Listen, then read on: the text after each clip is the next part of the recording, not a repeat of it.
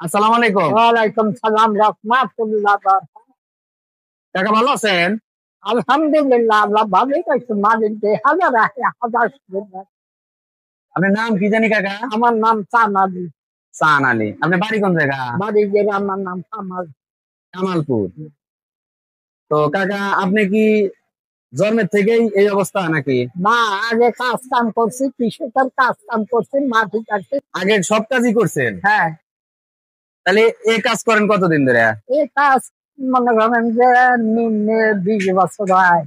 20 বছর হয়ে গেছে। আচ্ছা, আপনি যে ঠ্যাঙ্গা দিয়ে হাঁটেন, এই পার এই সমস্যা ছিল কেবা করে? সমস্যা ছিল মাটি কাটতে কাটতে কোদাল পায়ে ডাকছিল, সেফটি ধরে গেছে।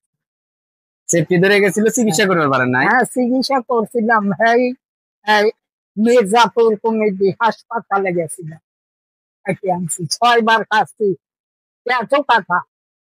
এই যে এত কষ্ট করে যে মানুষের দ্বারে দ্বারে যায় আপনি টাকা উঠান, আপনি ফাল পাল নাই?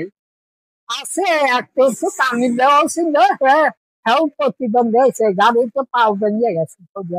তখন জুয়ান ছিলেন? হ্যাঁ, পাও ভালো ছিল। হ্যাঁ, তখন কি মাটি কাটছেন? হ্যাঁ, মাটি। তাহলে ওই যে মাটি কাটতে যাওয়া কোদাইলে কোপ লেগে গেল, পায় কেটে গেছিল, হন্তা সিপি ধরছে। দেখি আপনি পার অবস্থা। কর্ম উদ্রা কর্ম। না না, কোন জায়গা এখানে?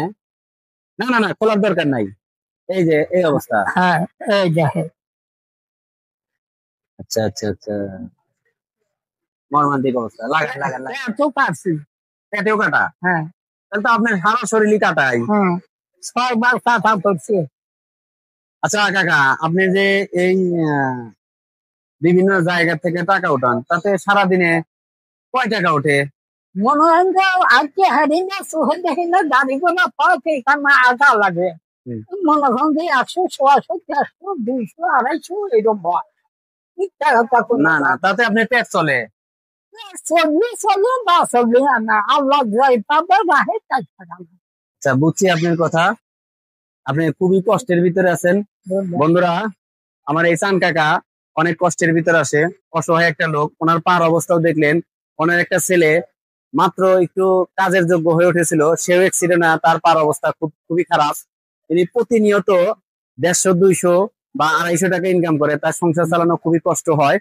আমার এই ভিডিওর মাধ্যমে যে যেখান থেকে ভিডিও দেখবেন, যদি পারেন এই চাচাকে কিছু সহযোগিতার হাত বাড়িয়ে দেবেন।